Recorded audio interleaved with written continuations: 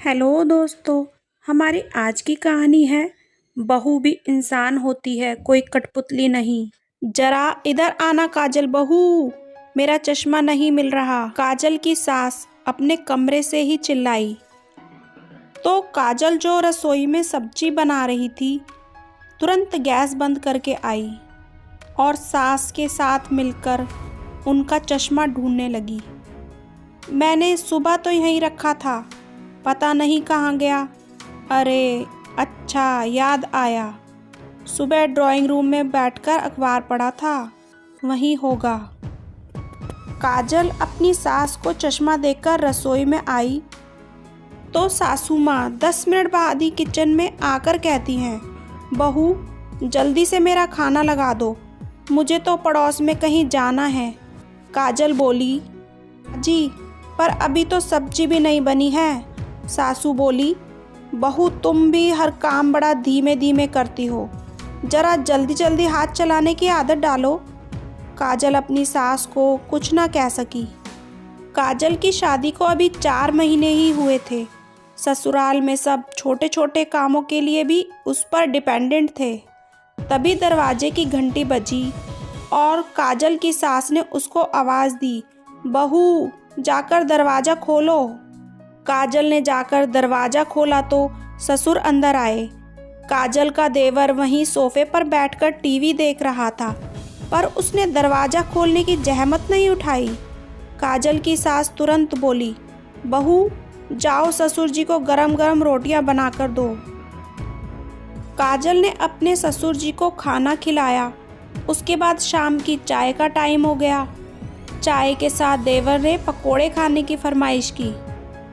रसोई के काम करते हुए काजल को जिस काम के लिए भी आवाज़ दी जाती, काजल को हाथ का काम छोड़कर वो काम भी करना पड़ता, जिससे पहले वाले काम की देर हो जाती और काजल को सास से डांट भी खानी पड़ती।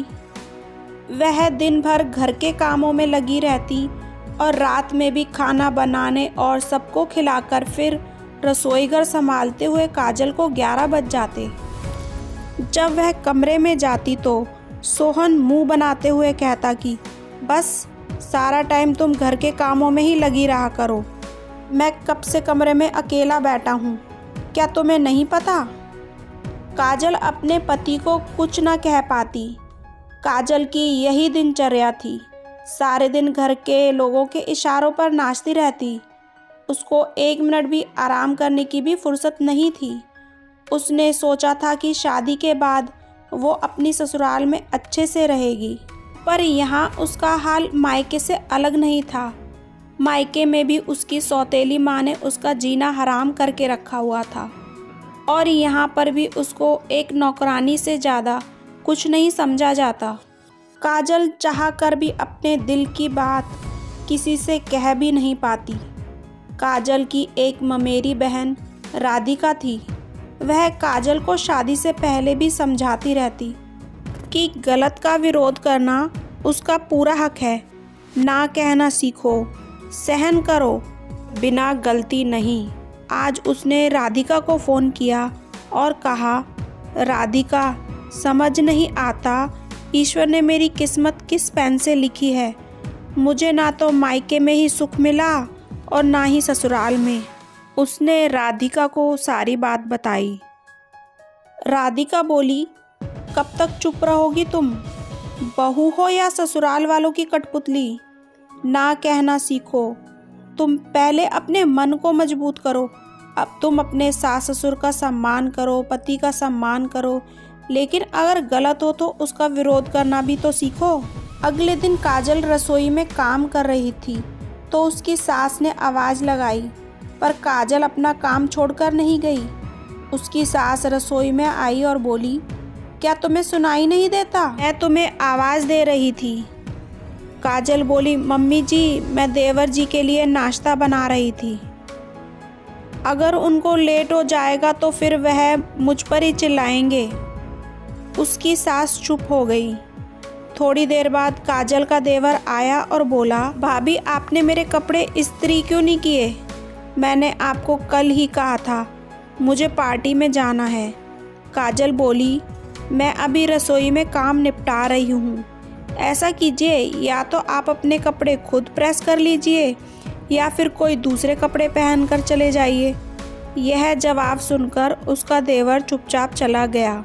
अब काजल रात को भी खाना बनाती तो रोटी बनाकर कैसरोल में रख देती और जल्दी से किचन साफ करके चली जाती। जब कोई उससे खाना मांगता तो आकर उसे परोस देती। अब उसका पति भी उससे नाराज़ नहीं रहता और वह अपने लिए भी थोड़ा समय निकाल लेती।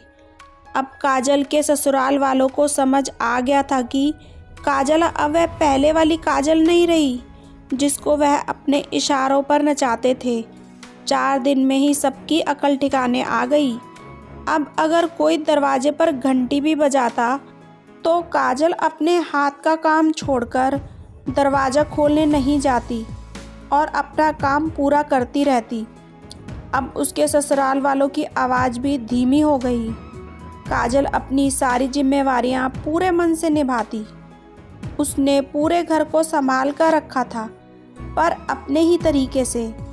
उसकी बहन राधिका ने हिम्मत दी तो काजल इतना बड़ा कदम उठा पाई।